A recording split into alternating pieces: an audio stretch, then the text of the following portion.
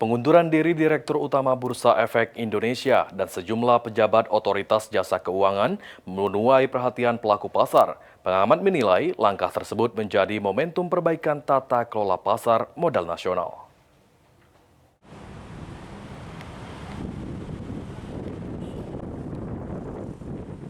Pengunduran diri Direktur Utama Bursa Efek Indonesia dan sejumlah pejabat otoritas jasa keuangan menyita perhatian pelaku pasar.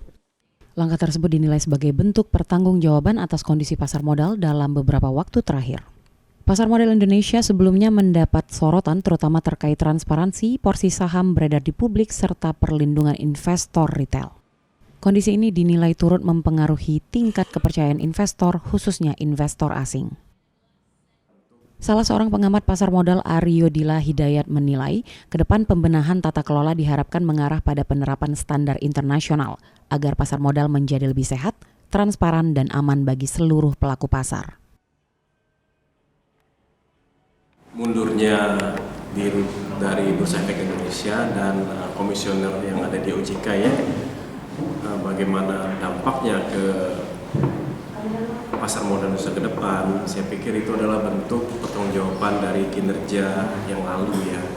Sebenarnya lembaga pemeringkatan internasional itu sudah memperingatkan kita dari tahun kemarin bahwa pasar modal kita itu tidak transparan terkait siapa masalah kepemilikan saham, misalnya kemudian floatingnya juga ya, itu juga terlalu kecil sehingga ada potensi harga saham tersebut digoreng. Dengan perbaikan regulasi dan pengawasan yang berkelanjutan, diharapkan kepercayaan investor dapat segera pulih dan aktivitas perdagangan saham di Bursa Efek Indonesia kembali stabil. Hafidz Zainul, PAL TV.